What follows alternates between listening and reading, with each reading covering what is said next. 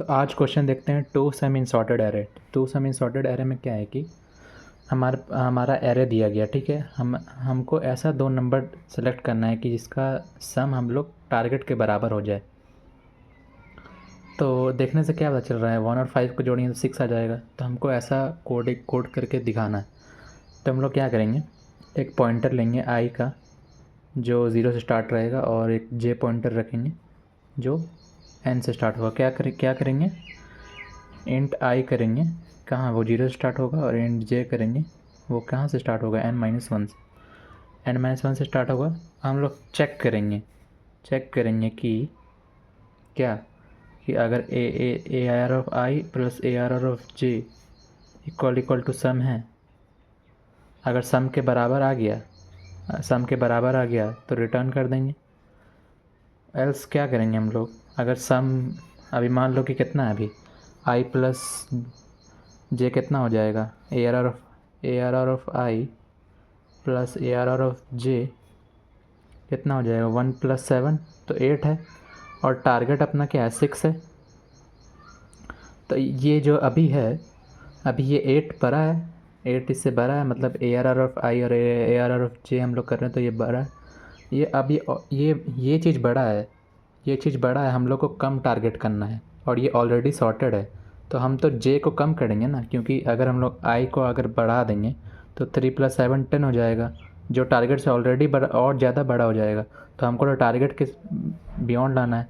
तो टारगेट के बियॉन्ड लाने के लिए हम लोग जे घटा देंगे। अगर ऐसा हुआ तो अगर A R R of I और A R R of J greater than target से, तो हम लोग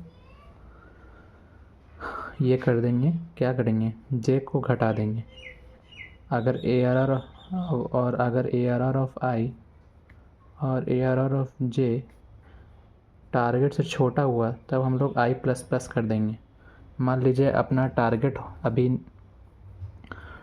मान लीजिए अपना 10 रहता, मान लीजिए अभी 10 रहता टारगेट, तो आई प्लस जे अभी कितना होता, 8 होता। तो 8 तो अभी छोटा है, मतलब टारगेट से अभी छोटा है। टारगेट से अगर छोटा हुआ तो हम लोग बड़ा, ये ऑलरेडी सॉर्टेड है तो इसको बढ़ाने के लिए हम लोग आई को प्लस प्लस कर देंगे। मतलब अब आई यहाँ से यहाँ आ जाएगा, तब ना ये दोनों बन के यहाँ पे आएगा।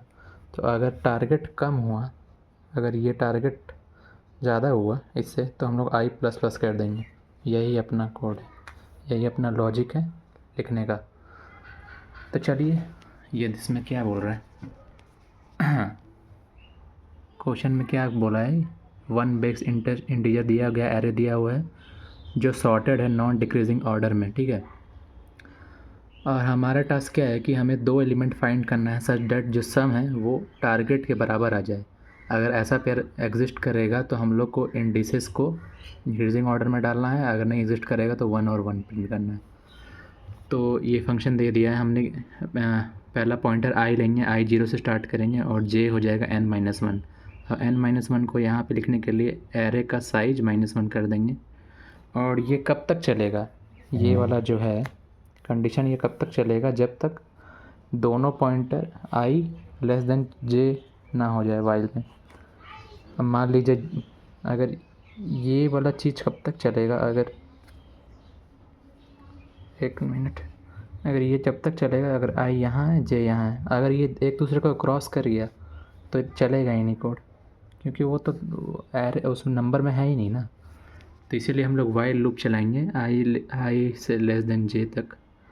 और हम लोग पहले सम कैलकुलेट करेंगे, A R R of I plus A R R of J. अब सम कैलकुलेट किया, हम लोग देखेंगे अगर सम टारगेट के बराबर हुआ तो इंडिसेस को क्या कर देंगे, इंक्रीजिंग ऑर्डर लिखा हुआ तो इंडिसेस को एक एक बढ़ा देंगे। और या तो हम लोग अगर सम टारगेट से छोटा हुआ, अगर टारगेट से छोटा है तो आई को प्लस प्लस कर देंगे, अगर टारगेट से बड़ा हुआ सम तो जे माइनस माइनस कर देंगे। और ये पूरा चलेगा। अब वाइल लूप के बाहर आएंगे, मतलब कि हमको कोई ऐसा पेयर नहीं मिला तो रिटर्न कर देंगे -1। अगर इसको हम लोग चलाएंगे